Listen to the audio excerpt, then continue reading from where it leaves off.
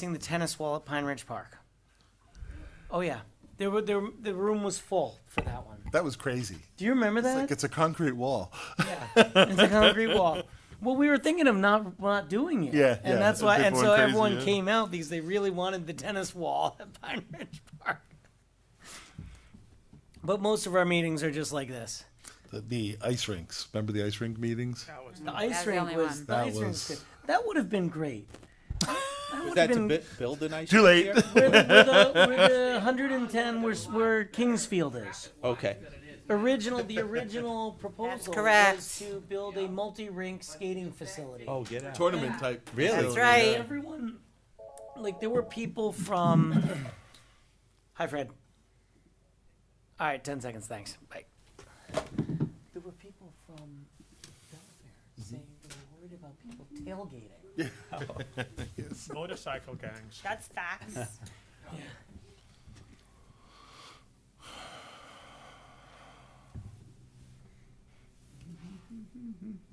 All right, can you please rise? And we're going to have our new police chief, Eric Dengler, lead us in the Pledge of Allegiance. To the flag of the United States of America and to the republic for which it stands, one nation, under God, indivisible, with liberty and justice for all. Thank you and good evening. Tonight is Tuesday, November 26th, 2024. It's a little after 7:30. We just came from executive session. We were discussing a cell tower amended agreement. The first item on the agenda is a resolution considering a renewal of a communications site lease agreement between the Village of Rybrook and SBA Steel LLC. Whereas on December 13th, 2005, Rybrook Board of Trustees held a public hearing and approved a site plan application with Nextel New York, doing business as Nextel Communications, to construct a 120-foot monopole at Village Hall property at 938 King Street with an equipment building at its base. And whereas on December 13th, 2005, the Village of Rybrook negotiated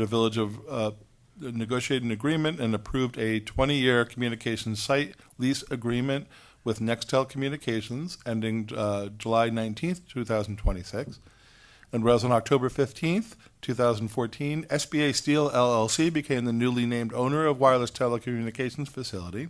And whereas the existing communications site lease agreement expires on July 19th, 2026. And whereas SBA Steel has reached out to the Village of Rybrook with interest to amend or renew the communications site lease agreement.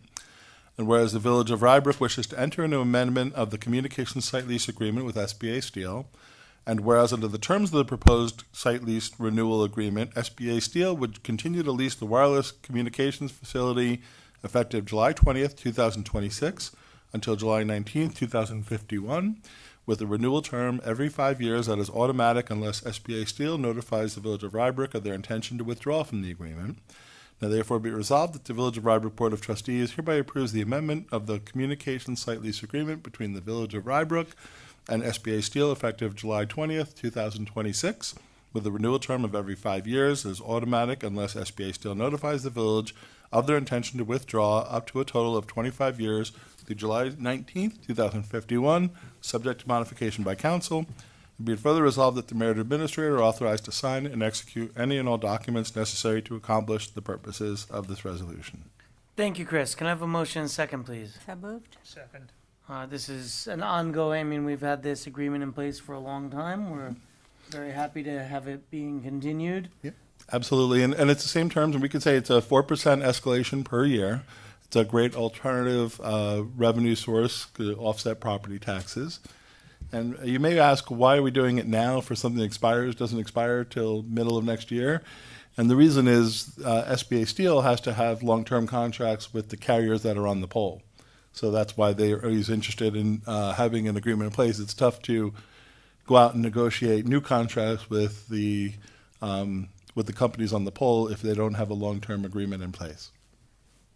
Thank you, Chris. And I certainly do not plan on still being on this dais the next time this contract comes up. I don't think any of us would willingly be so. Any questions or comments? All right. Chris has to Okay. call the roll this We should also mention there's some language changes and improvements that council put in. Thank you, Ralph. You're welcome. To also talk about a little bit more about the tax issues. Should it become should the town propose it to be a taxable property? Also, some additional language about site improvements and things like that in terms of maintenance. So, just want to thank council for all his efforts on that. And Yes, thank you, Ralph. Thank you, everybody. Trustee Epstein, Yes. Trustee Fisher, Yes. Trustee Heiser, Yes. Trustee Morlino, Yes. Mayor Klein. Yes, thank you. Resolution number 2, considering support of continued and increased state aid for local governments. Whereas until 2024, cities, villages, and towns had not received an increase in unrestricted aid, state aid, or AIM funding in 15 years, significantly impacting their ability to provide essential services to the residents. And whereas after a prolonged period without financial support, local governments finally received an increase of $50 million in unrestricted state aid in 2024. And whereas local officials expressed their gratitude for the $50 million increase in unrestricted state aid, recognizing it as a positive step towards addressing longstanding funding challenges. And whereas the state has referred this new aid referred to it as temporary municipal assistance, suggesting that such increase may not continue, jeopardizing the sustainability of crucial municipal programs and services. And whereas the property tax cap further limits the ability of local governments to properly fund the programs and services to their residents. And whereas increased and ongoing state aid for local governments is vital in maintaining infrastructure, public safety, and housing and other municipal services. And whereas the challenges of inflation, cost of labor and supplies, and the end of extraordinary federal aid only accentuate the need for consistent, predictable funding to effectually plan for the future and meet the growing needs of their residents. Now therefore be resolved that the Village of Rybrook calls upon the governor and state legislature to commit to continuing the additional $50 million in unrestricted state aid in the upcoming state budget and beyond. And be it further resolved that Rybrook urges state officials to recognize the need for a long-term plan that ensures consistent and predictable increases in financial support for local governments that keep pace with inflation. And be it further resolved that a copy of the resolution should be sent to the governor, Senate Majority Leader, Assembly Speaker, Senator Shelley Meyer, Mayor, Assemblyman Steve Otis, and the New York State Conference of Mayors. And I see there's a spelling error on Senator Mayer's first name. That'll be corrected. Thank you. Yeah, if we can correct that before it gets sent. Yes. As we talk about every March, when we're in budget season, we do have the tax cap that was put on by the state, promising relief on unfunded mandates. We have not seen that relief. And given that, municipal aid has not increased in the 15 years, it's, again, this is very a step in a positive direction that we're seeing from the state. It doesn't get close to what we need in terms of increases for all of the municipalities on which this artificial tax cap is placed, but it's certainly a step in the right direction, and we appreciate the state putting it there, but certainly would ask that it not be temporary and that it become permanent, and even show percentage increases each year. And NICOM has requested that all the municipalities in the state submit this resolution for consideration by the state. Right, and we're certainly willing to do our part in passing this resolution. Any questions or comments? No. Any chance with a good possibility of a political primary for governorship that we could try to undo the tax cap? That's a good question. I mean, I have to imagine that it would be tough for a candidate to say, hey, I want to release the restrictions that are keeping your taxes down, but certainly those in the know, it puts an undue burden on the municipalities, and it's on the school districts as well, correct? Correct. And I know And that it hits everybody. Yeah. I know that there's one municipality, and I don't want to misspeak, but I think it's Pleasantville, tonight is holding a public hearing as well in order to override the tax cap because they have a budget that's going to be in excess of it. So they're having that conversation tonight, and it may be, I haven't looked at this, the figures, but it may be a minimal amount that they're going over the tax cap, but to have to go through these steps, it certainly makes a municipality look bad. When you're not getting the aid from the state that was promised with the tax cap. But it would be interesting to see if there was a candidate for governor willing to remove the tax cap. Or at least give us the aid that was promised. Right. Yeah. Right. Or the mandate relief or additional state aid. Yeah, and we take the mandate relief. I mean, this state aid is so minimal for us. Some communities get a lot. If you're a large city, you're getting millions of dollars in AIM funding. We get $45,000, and change. It's just not a lot of money. Don't get me wrong. Equitable. It's helpful, but it's not. Yeah, it's not equitable with some of the other communities. Even small cities get over $1 million just because they're cities. Cities, right? Yeah, so it's not a lot of money, but it still does offset some of our property taxes. So it's really a technicality, like what they're called. I mean, why is the city a city versus a Yep, village? that's whole another discussion. But you're right. There are So- cities that so should be it's villages, it's really and villages that should arbitrary. be cities. So then maybe letting them know where the inequity sits. They do. They Yeah, they know. do. Yeah, they know.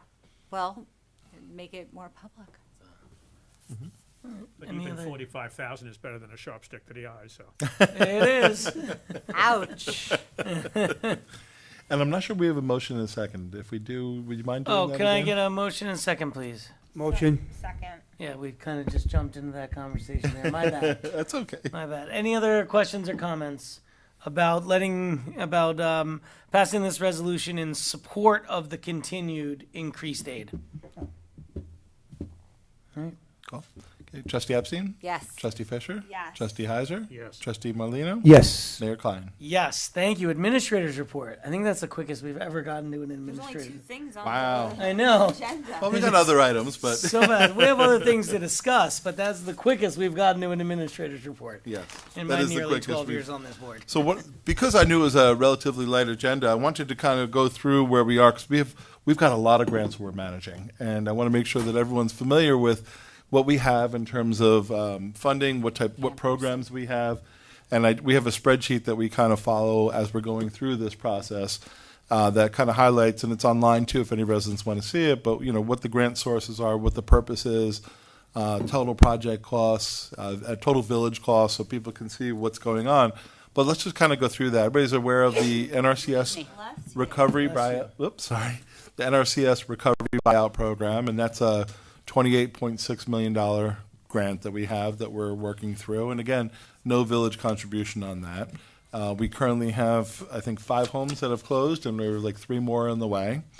We have the Municipal Food Scraps Recycling Initiative, which I'm going to talk about separately, if you don't mind. That's a grant for $29,900, and the village cost is only basically $3,700.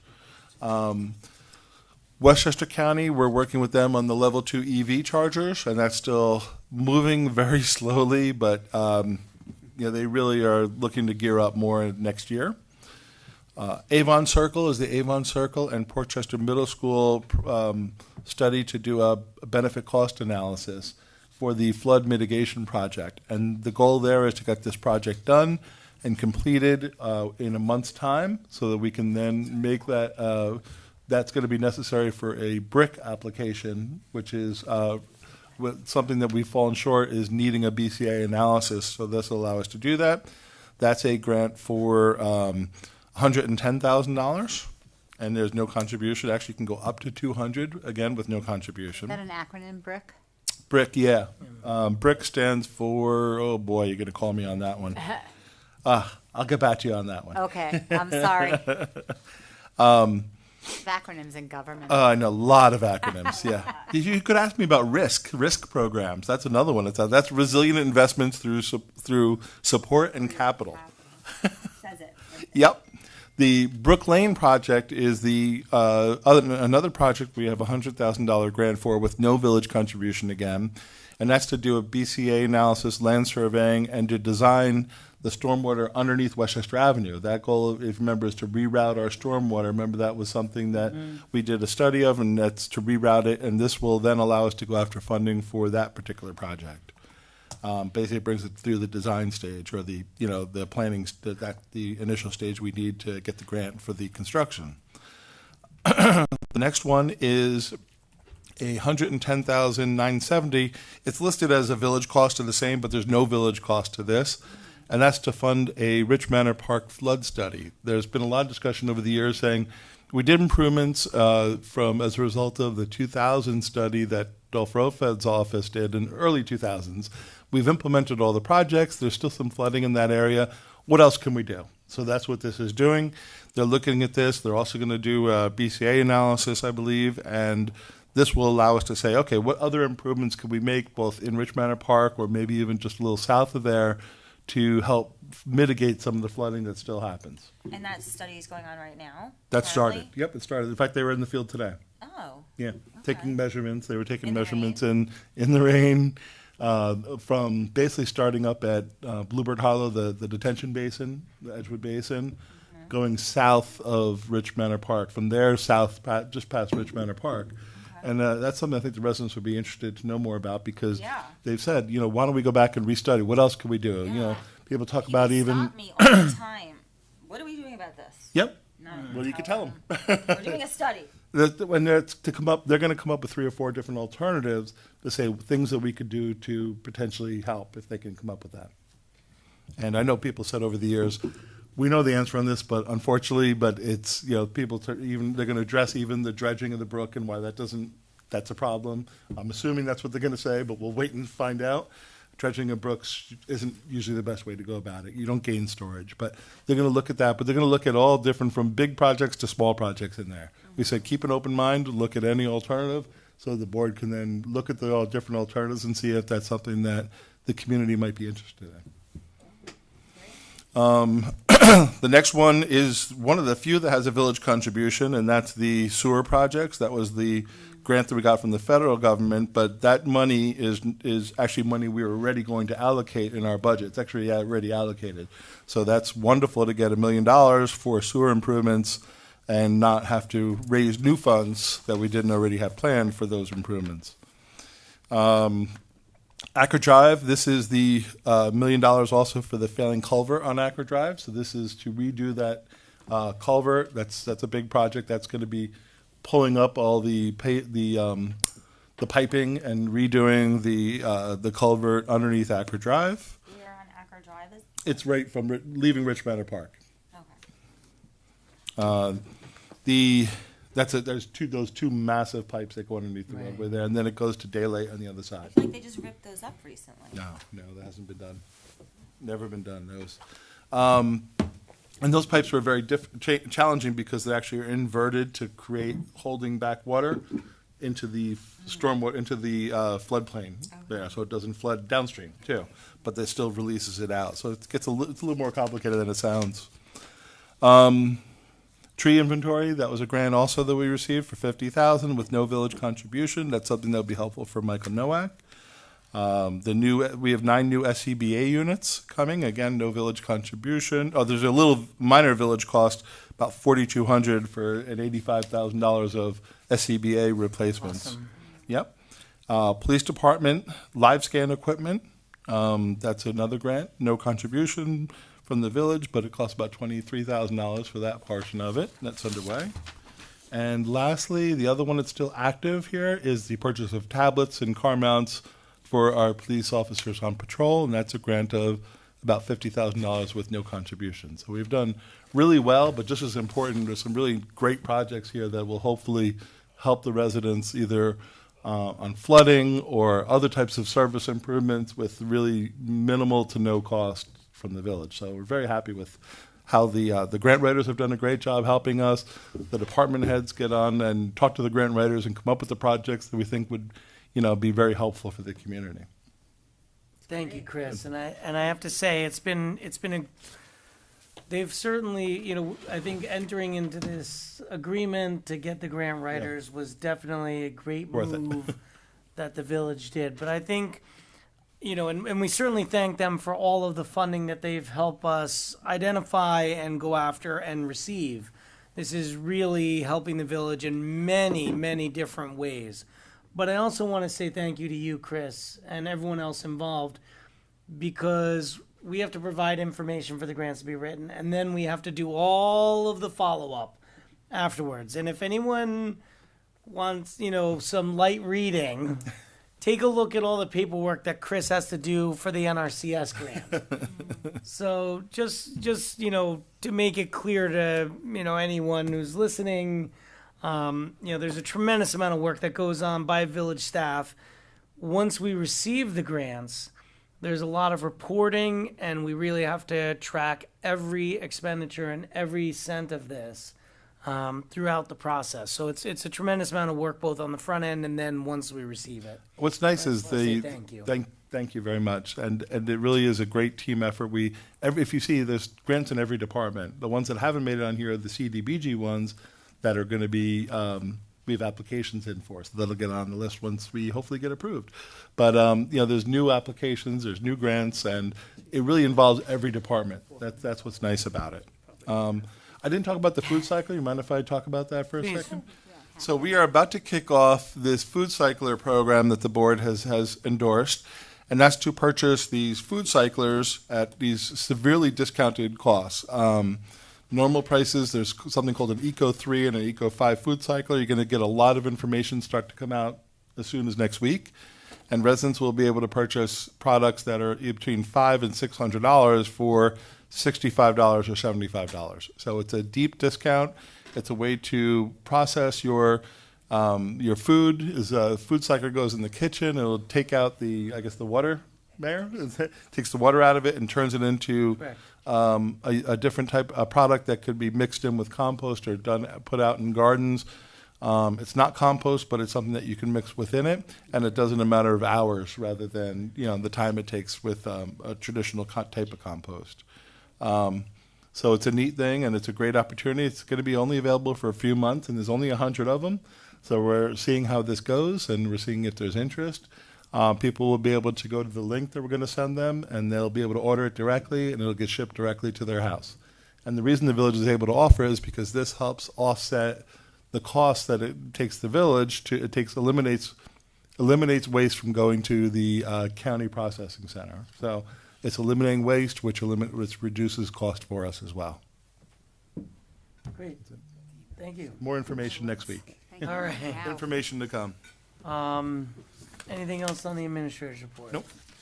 All right, then let's get to our old Winterfest next. Yeah, I was going to say Winterfest. Winterfest next Friday, December 6th, and we're very excited about it. We've got a great day planned, and Winterfest is just a great opportunity for everyone in the community to come out and enjoy a night out. We're going to have the ice carvings and a lot of fun activities and get visits to Santa and the train rides. It's going to be a lot of fun again this year. That's 6 p.m. on Friday, December 6th. Always the first Friday of the month in December.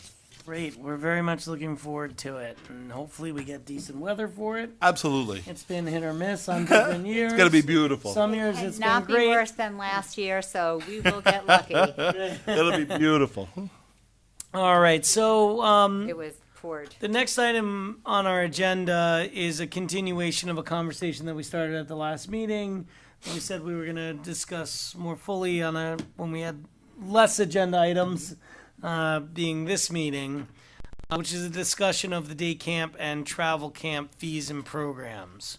So I know Chris had provided us with some summaries of not just what we're charging, what the revenue is, what our expenses are, where we kind of stand, as well as a breakdown of other communities and what they were charging, as well as reports from some of the staff that run the camps.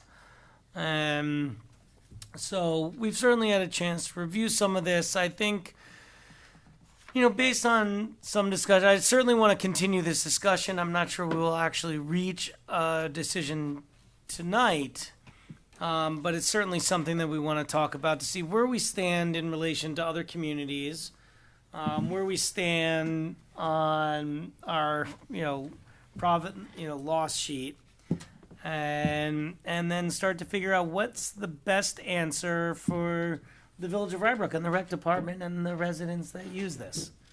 So, I'll open it up for a comment.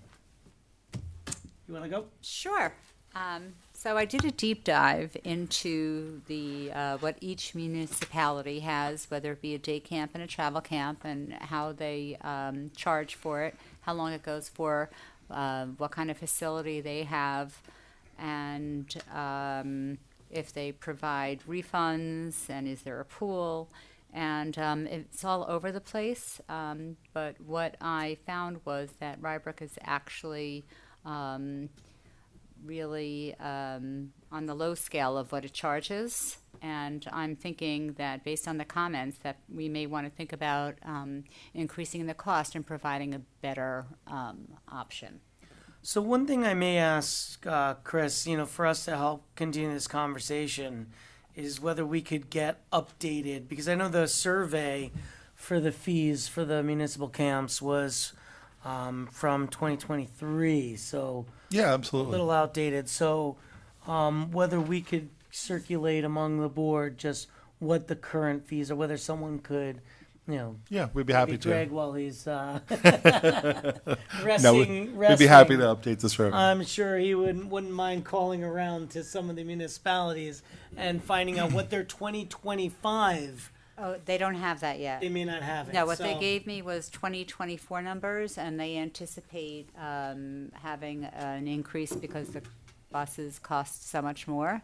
Okay, so we could at least get 24, Yep. get the 24 numbers and be able to compare it to what we were at. Yep. For the villages, we should be able to get their 2025s, and the 2024s is coming out very shortly too, because the budgets are coming Right, out. the being budgets, adopted. right, So, exactly. Yeah, for next year. I was so. gonna say, it is Yeah. budget season for a lot of the municipalities, I And think we those can are- get the especially numbers. those that are on a calendar year. so Yeah. it's- Yeah, we'll be happy to do that.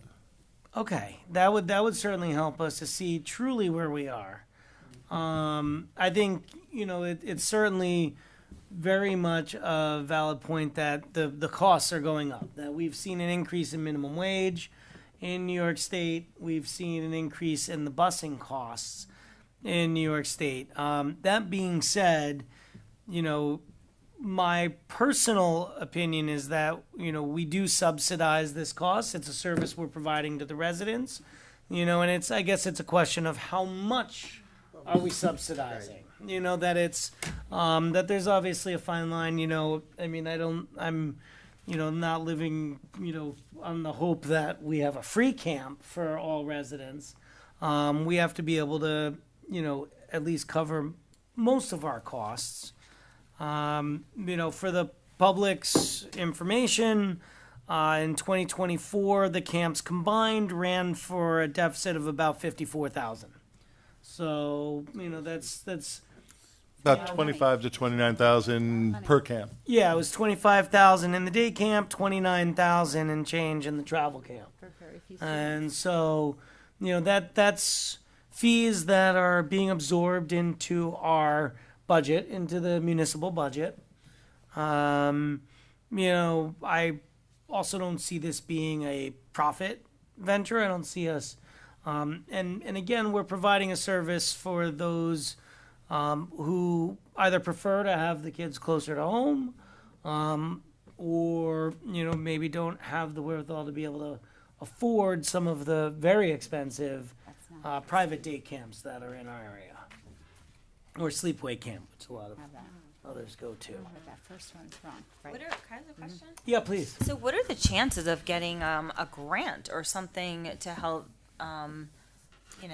Is that something that Millennium could look into also? We can and ask see? them. We can ask them. It's something that's probably a long shot, but they mean, like to so- they like to fund. Then you don't find a lot of grants for operational costs, and Right. especially unless there's a more of a communities with financial needs, different financial needs than we have. Okay. Operational costs. It's easier to get grants for like capital items Right. or something for the park or for a an one-time indoor purchase thing for for that. that would support a camp, for instance. than it is to get operational money. Do we have? And as operational another money, question- you also don't want to create a, if it's only a one-time thing, you don't want to create a budget gap for the next year that you're going to have to fund When, to Chris, continue. when do we typically enter into into a contract with a busing company? That's We usually we go out we send out an RFP and we actually, it's a bid now because of the cost. So we do that before the spring, around springtime. gotcha. So it'd be well. I mean, we have to set these rates. When do we see? When do we start advertising? I'm just trying to figure out when the deadline is for us to decide on campus. For fees, it's mid-December. You need to make any change by mid-December Why do you have to do that? to publish the rates in the books that go out and the information that goes out. What if you don't? Some municipalities do not. What if you wait and to see? Well, you could, but people do start planning for things, and if you're planning, you just need to know your costs. If you don't, then people just won't know what the costs are when they're planning what to do in the summer. It just seems that it's going to be very rushed for us to publish a number when we don't know where we're headed yet. Just saying what we've done, based on what we've done in the past, we prepared the book for mid-December to start to get it ready for publishing. That's about the last time there, but if you want to publish it without the rates, you could do that. Yeah, I mean, I guess my preference would be to have the rates. Perhaps another piece of information that you could provide to us, Chris, would be just kind of go back the last couple of years for busing costs. Yeah. So we can see Busing costs generally what they've been That's been and the biggest change for us. is yeah, the exactly, busing and cost. how it's been changing.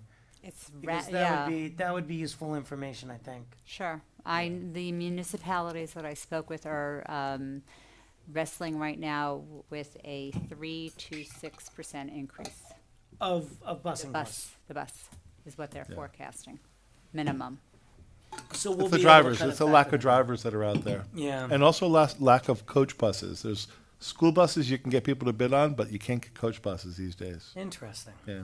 Right, and for the longer trips, they do want coach Right, the buses. coach buses, yeah. Of course, that's a balance too, because you saw in some of the feedback, the longer trips being shorter time at the places. So I know that staff's looking for places that might be a little closer too.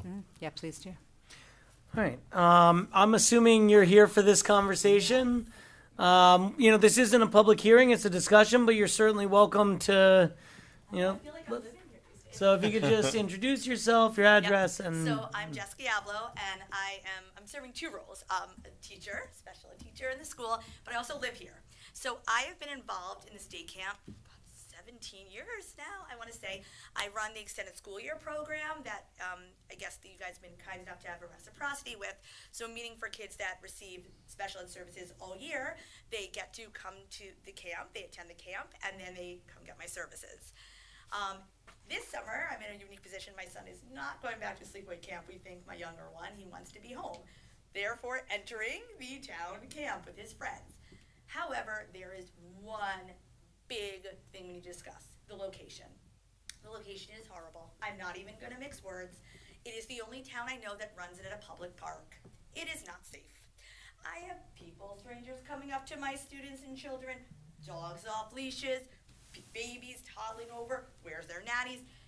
I have never, in all the towns that and I work for many districts in the summer, have seen it at a park. Tuckahoe, Scarsdale, Ardsley, you name it, throughout the schools. I've never seen it at a public park. And I think that is why some people, like myself, never sent my son and my friends, because I'm like, oh, this is icky. It's 100 degrees, we're outside of the pavilion. It's pouring rain, we're outside the pavilion. There's no safety measures put in place in the location, weather concerns, there's no facilities. And I understood the school was under construction. I get it, I lived through that. I moved rooms 5 times in 1 year, it was fun. That being said, now we have this beautiful state-of-the-art facility in Rybrook, in Ridge Street. And I'm not asking for the whole school, by the way. I've spoken to Colin Byrne about it, I've spoken to the board, I've spoken to Laura Baum. I am talking like one little wing, 5 or 6 classes, a nurse's office, wouldn't that be lovely? We have a nurse. Not that's attached, like not a Hildy Kalish in the school, but someone that comes from the summer. And just to have the facilities, because the Ryan Rack, the after school, actually uses that during the year. Last summer, we went there for one day. It was torrential rain, and the school let us come. It was a world of a difference. So I spoke to many parents, all my neighbors that attend the town camp, and they agree that the cost is, by the way, extremely low. Like, we're not comparing to Breezemont, where my kids went to Hillard or Elmwood, 10,000.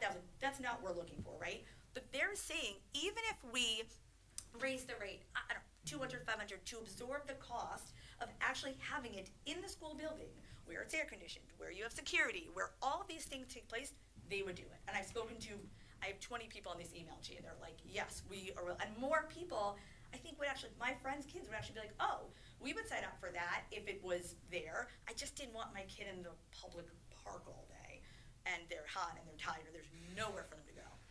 We don't even have access to the mansion. So that is why I'm here. And I don't know where to go because I feel like I'm getting like, the school's like, go to Burr. And Burr is like, I don't even know where to start to make this happen. And I brought an amazing mom who could attest to that is what parents want. But I really think we should consider that for this year going forward, because I'm telling every municipality I talk to has it at the school. I've never at the park before. So that's why I'm here. Thank you. Thank you. Chris, perhaps when we're updating the fee schedule, we can find out what location they have there. Yeah, absolutely. And I have a question too. Did we ever look into maybe possibly renting some of the rooms? I know you said that Crawford Park, the mansion, is used for other things, but people must rent those or sign up for them. Did we ever look into trying to do They that?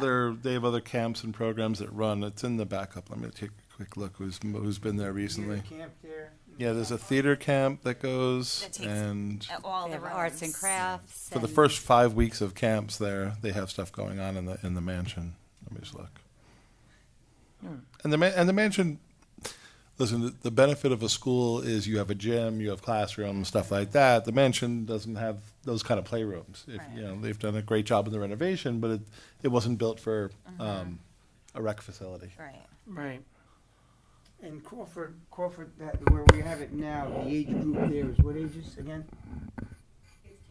The day camp as opposed to the Kindergarten through 6th grade. Entering 6th grade. Okay. And certainly we have nothing against using the schools. In the past, when we've approached the schools, it was just at a particular cost, and that cost would have to be included into the fee schedule. And you're saying you have spoken with how many parents that already send their kids or don't send their kids currently? If you don't mind, About yeah. that, only because other people are going to watch this. Hi, I'm Galitsi Dilev. I'm mother of several children here in Rybrook. So my middle son, he was going for a couple years of Rybrook Day Camp. So for me, that was the same concerns. We were bound by the cost. We couldn't afford much more expensive stuff. But he's also a special needs child, so he needed his services during the summer. And for me, the biggest worry was that it's public park. Somebody can come, my child special need, he can wander off. Open space, I am not sure what risk assessment was in place even. If it was even done about like what happened if some stranger approaches, what happened if child runs away, just bolt off. And another big concern, and especially it's more and more now, because it's so hot during the summer, couple last summers were extremely hot, and that's health risk for young children and for staff at the camp. Because counselors, they will run for the children. They also have to be in the season and heat. My elder daughter, she was working as a counselor there also. So she was telling me, yes, like she was coming like all red after some of the days because of such huge heat. So yeah, for me heat and also rain when they all have to stand in the pavilion, like all kids from as small as my younger daughter, who actually I consider sending to camp, but I really hesitant now because of that vacation. Whether she will be in the camp or I should find some other accommodations for her. Because all kids ranging from 5 entering kindergarten till almost 12 years old, they have to be in the pavilion if it's rain or if it's so hot that they cannot be outside in the sun. So that's my biggest concern. And I heard from other parents they share same sentiments about that. So for me that's really strange that why we cannot have it in the school. Why I heard from the school, some know that, okay, but we are using facility for something else, we have to prepare, but are we preparing all classroom at once? Can we do some sliding schedule where we're preparing some classrooms so they are blocked off and some classroom can be used for kids who are actually in the district? And we as the taxpayers were paying for renovation for the school. So I think we actually deserve to have some benefits for our kids, and we are not saying that it's gonna be for free. I understand it comes with a cost, but I also want some safety and security for my child if I send her there. Thank you. Thank you. Thank you. May Thank I you. just, Jason- And I would just, can I just make a couple of comments? So I just want to say, we do a survey out to all the users, because we want to make sure that we're providing a good experience. That's my And I will question. say, based on the survey results, the vast majority that go to the camp do find it a very fun, safe environment. They think they, overall do a good job, but we're always looking for suggestions, right? So the people said they feel safe. It's a fun environment. It's a nice location. The camp counselors do a great job, and but at the same time, the comments of things that could be improved on. The things that you mentioned are some of the biggest concerns. It's the heat, not being able to get out of the heat, rainy weather. You're in the pavilion. It's kind of limiting on what you could do. So there is some. The school could offer some of those improvements. So if we went there, and we certainly like the school's location as well, we have explored that in the past. Again, the policy decision is it comes with a cost, and what those costs should be, and is the benefit and the cost worth the improvements that comes along with it. And that's really the policy decision that we're going through right now. Chris, was the survey, did it actually state where parents would prefer to have their children? Well, we didn't have an alternative place to go, Yeah, but there what we do wasn't. is we We have didn't ask we about have questions that people what they liked about or didn't like about it, and all the survey results are all public. It's right on the back up on the agenda, Yeah. so everyone can look at it. Yeah. We got about 48 responses to the survey. We do this after every program, Doesn't ask a lot of questions. Trustee. So we do this after every program. We said, what do you like about it? What didn't you like about it? What could we do to improve? Because we're always seeking constant improvement. And what if you survey people that didn't currently, like me, didn't send their kids? Would we consider sending if it was? I'm just. right, and it's something potentially we can look into future. I think, a couple of comments from myself. First off, obviously we have no control over what the school would charge. That is completely out of our jurisdiction. As Chris said, the survey responses are overwhelmingly positive. I think the numbers have looked, they're certainly have at this point rebounded from COVID when we couldn't run a camp. It's nice to see the numbers getting back up there.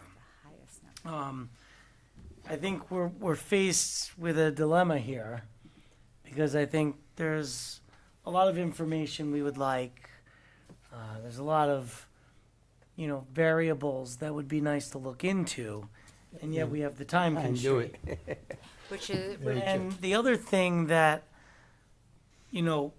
if we had all the time in the world, the other thing I would want to do is refer this to rec committee as well. But I doubt they meet before our next meeting. You could request a meeting, or if the board wanted to have a special meeting, you could do a joint special meeting. It's up. These are all choices that you have. I think you can have a joint special meeting, but I think, quite frankly, we have time. It's only November. If you don't publish it, it's okay.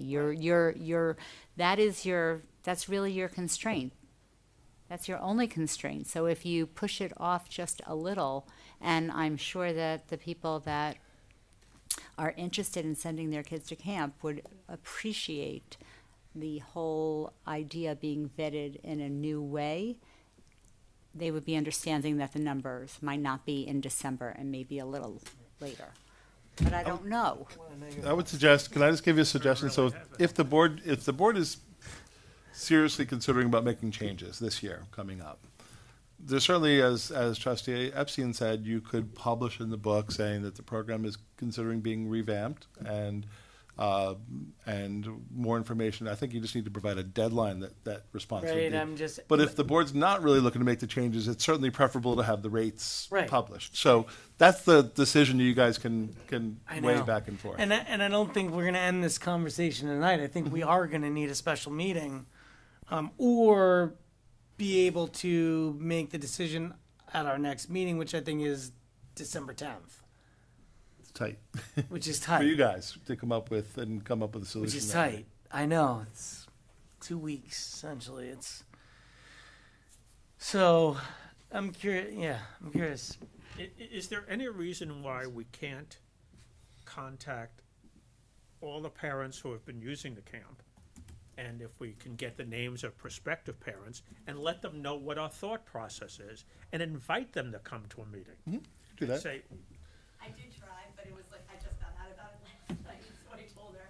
But I have many parents very interested. Not It's just not that, you could not use just- those means, but also remember, we can reach by email anybody who's enrolled in any of our programs. Right. So Right. But that that wouldn't, that doesn't might tell us- miss somebody who hasn't enrolled in our programs yet, but if they've enrolled in any of our programs, we could still do a Which would communication probably out. be a good That would be a pretty good representation, representation. and then they'd be able to get word to others. you see, as that's the well. whole thing is you want to try to get the people who either haven't enrolled because maybe their children weren't of the appropriate age or didn't know about the camps or didn't like what they had heard, but now that we're thinking about making changes, maybe they would show some interest.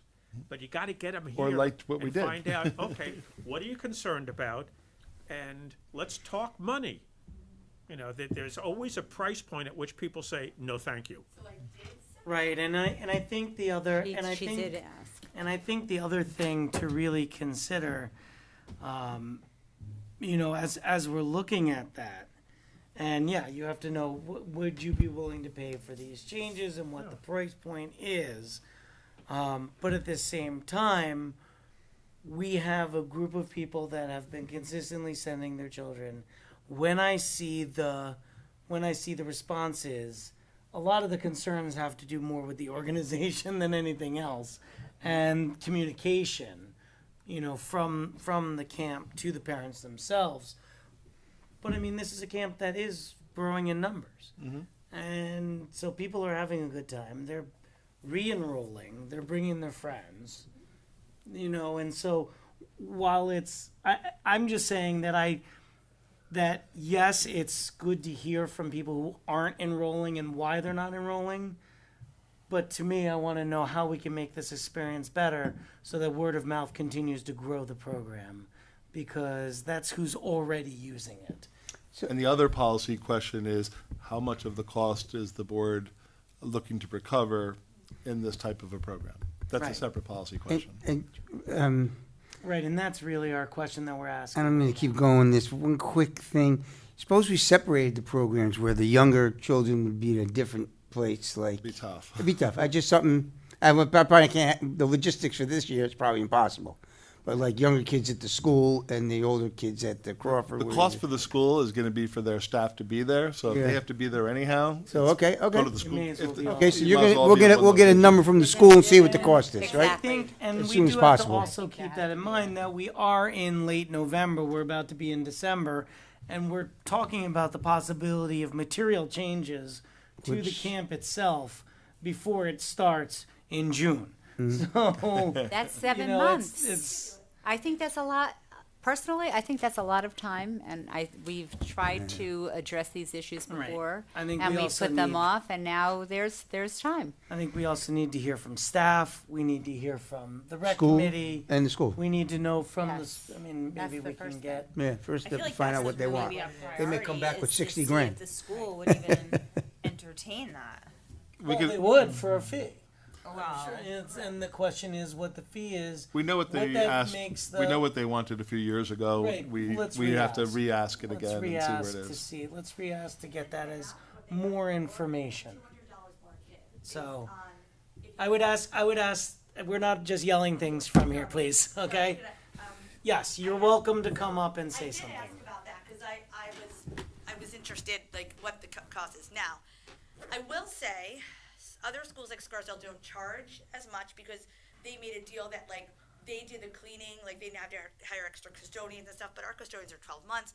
So that being said, the math I came up with, I think they told me somewhere around $30,000 for which I'm not sure it came from, and you have to worry about. But I did the math of like all the 150 kids or whatever. It's like $200 more a kid.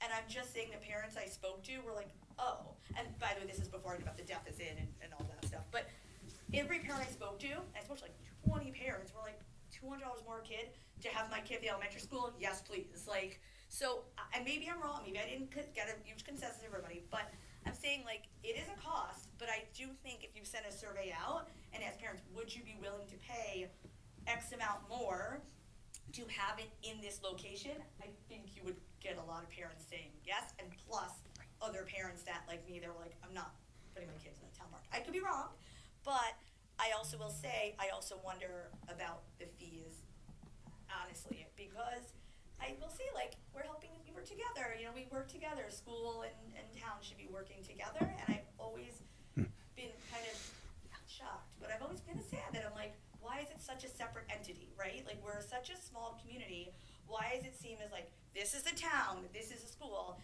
The rec seems to work really well there after school. It's a great program. I know because my students attend, and I stay late and I got to watch them play, and I just wish that could maybe continue all year. But I will say I did ask about the fees, because obviously if we're talking like 1,000, 200,000 more kids, it's exorbitant, so.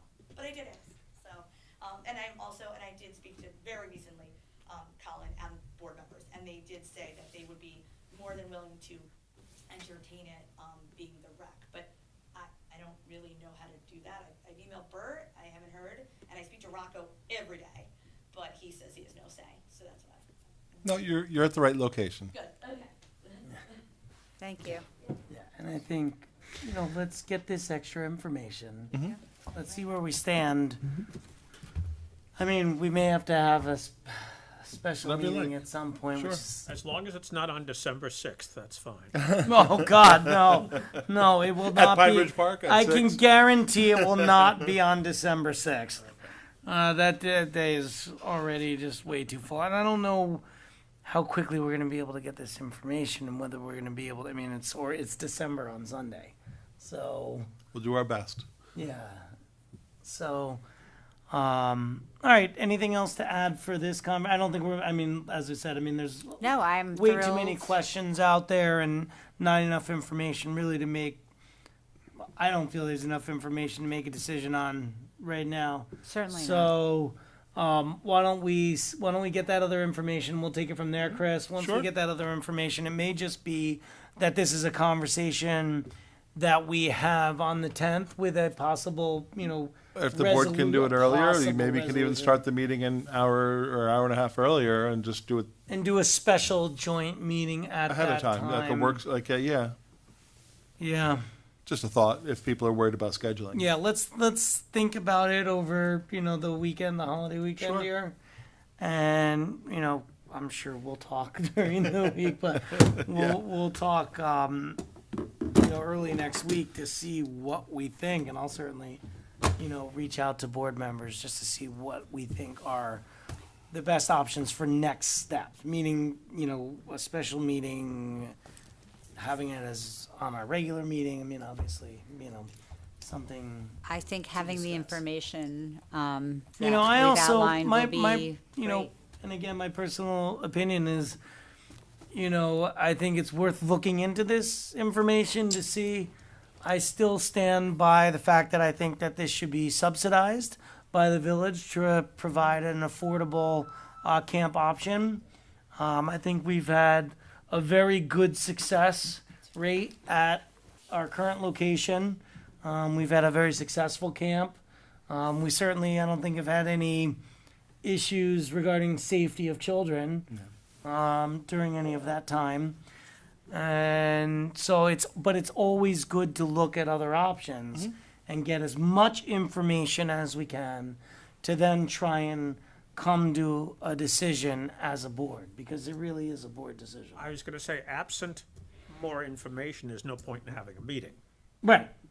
And that's really the question is, and it's and again, it's tough timing because, a lot of municipalities, they're not going to be doing much business tomorrow, and certainly not Thursday, Friday, or over the weekend. So it's really, right. I made a lot of calls to different municipalities in the last 2 days, and I got them. And when I was finishing my list today, Most Nothing. people were not there, and I guarantee Yeah. you they will not be there Well, it tomorrow. won't be there tomorrow, right? I personally think that the most important issue that we're going to face and think about is whether or not the school will be available and at what cost. Because I think that really will help us figure out whether we can change it in time for June. And the cost factor is always a cost factor, so that way we'll know that number. And as far as subsidies, it's different when you're paying half the amount than if you're making up a small amount. So I just want you to go through the numbers also.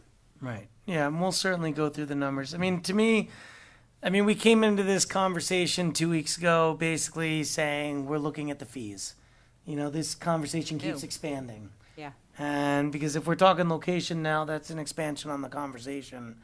And I honestly don't see us finding an answer to that in time for a brochure, certainly.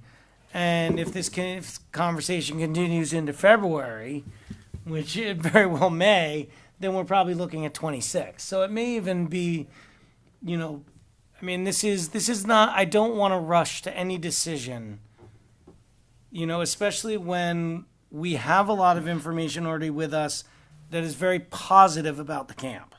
And I want to make that clear that we have there are clearly some issues in the camp. A lot of them have to do with communication, but overwhelmingly from the surveys, people are having a positive experience at the camp. And so I don't want to rush into a decision changing things, just for the sake of doing it by a certain time.